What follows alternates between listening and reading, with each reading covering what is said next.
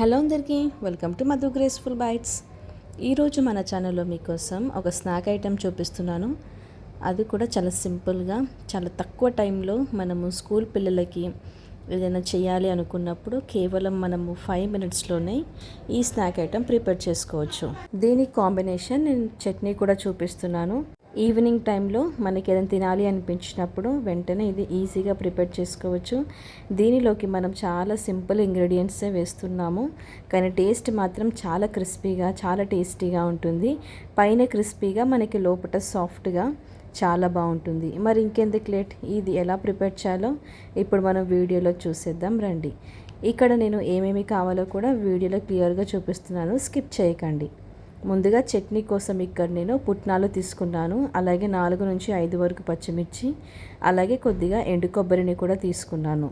ఇలా వీటన్నిటిని వేసుకున్న తర్వాత ఇప్పుడు దీంట్లోకి మనము రుచికి సరిపడంత ఉప్పు వేసుకొని కొద్దిగా వాటర్ వేస్తూ ఇలా మనము గ్రైండ్ చేసుకొని పెట్టుకోవాలి.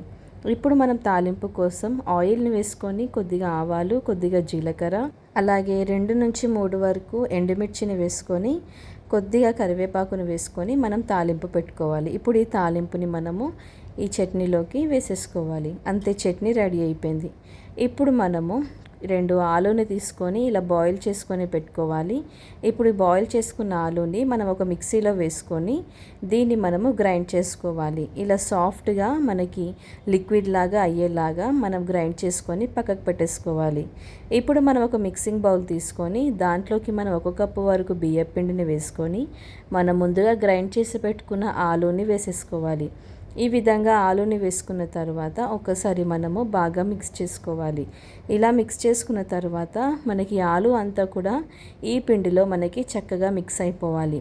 ఇలా మనము బాగా మిక్స్ చేసుకున్న తర్వాత ఇప్పుడు దీంట్లోకి మనము ఉప్పుని కూడా వేసుకోవాలి. రుచికి సరిపడేంత ఉప్పు వేసుకొని మనం మరొకసారి మిక్స్ చేసుకోవాలి. ఇక్కడ నేను ఎటువంటి సోడా కానీ ఏది వాడట్లేదండి, అయినా కానీ ఇవి చాలా క్రిస్పీగా, చాలా పొంగుతూ వస్తుంది. ఇలా మనము కొద్దిగా వాటర్ని వేస్తూ మనం మిక్స్ చేసుకోవాలి. అలాగే ఇక్కడ నేను కొద్దిగా జీలకర్రని కూడా వేసుకున్నాను. ఇలా జీలకర్ర వేసుకొని మరొకసారి మిక్స్ చేసుకున్న తర్వాత ఇలా మనం కన్సిస్టెన్సీని వాటర్ని వేస్తూ అడ్జస్ట్ చేసుకోవాలి.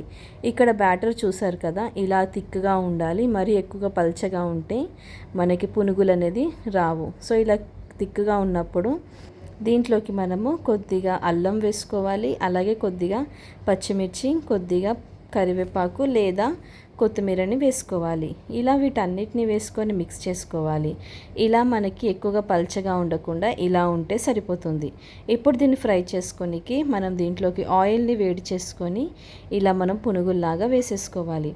ఈ విధంగా మనం వేసుకొని మీడియం ఫ్లేమ్ పెట్టుకొని వీటిని మనము ఫ్రై చేసుకోవాలి. ఎక్కువగా హై ఫ్లేమ్లో ఫ్రై చేసుకోవద్దు, మీడియం ఫ్లేమ్ పెట్టుకొని ఫ్రై చేసుకుంటే సరిపోతుంది. ఇలా మనం అన్ని సైడ్స్ కూడా ఈక్వల్గా ఫ్రై అయ్యేలాగా మీడియం ఫ్లేమ్లో దీన్ని మనము ఫ్రై చేసుకోవాలి. ఇలా మనకి మంచిగా ఫ్రై అయిపోతేనే ఆ టేస్ట్ అనేది చాలా బాగుంటుంది. ఇక్కడ చూస్తున్నారు కదా ఎంత మంచి కలర్ వచ్చిందో. ఇలా మంచి కలర్ వచ్చేంత వరకు వీటిని ఫ్రై చేసుకొని పక్కకు పెట్టేసుకోవాలి. అదేవిధంగా మిగతావంతా కూడా వేసేసుకోవాలి. ఇలా అన్నీ కూడా వేసేసుకొని అన్నీ కూడా మంచి కలర్ వచ్చేంత వరకు ఫ్రై చేసుకొని దీన్ని మనము సర్వ్ చేసేసుకోవటమే. అంతే అండి, చూసారు కదా ఎంతో టేస్టీ అయిన బియ్యపిండి పునుగులు ఎలా ప్రిపేర్ చేయాలో, అలాగే దానికి కాంబినేషన్ అయిన చట్నీ కూడా చూసారు కదా, చాలా టేస్టీగా ఉంటుంది. చాలా సింపుల్ ప్రాసెస్ కూడా, మీకు అసలు టైం టేకింగే కాదు. ఏదైనా తినాలి అనిపించినప్పుడు వెంటనే మీరు తక్కువ టైంలో ఈ స్నాక్ ఐటెంని ప్రిపేర్ చేసుకోవచ్చు. చూసారు కదా ఎలా ప్రిపేర్ చేయాలో. మరి ఇంకెందుకు లేట్, మీరు కూడా మీ ఇంట్లో తప్పకుండా ట్రై చేయండి. మీరు ట్రై చేశాక మీకు ఎలా కుదిరిందో మధు గ్రేస్ఫుల్ బైట్స్ ఛానల్లో కామెంట్ చేయడం మాత్రం అస్సలు మర్చిపోకండి. మీకు ఏదైనా కొత్త రెసిపీ కావాలి అంటే మాకు కామెంట్ బాక్స్లో కామెంట్ చేయండి. ఆ రెసిపీ మీకోసం తప్పకుండా చేసి అప్లోడ్ చేస్తాం. Thank you for watching Madhu graceful bytes. Like చేయండి, షేర్ చేయండి, అలాగే సబ్స్క్రైబ్ చేసుకోవడం మర్చిపోకండి.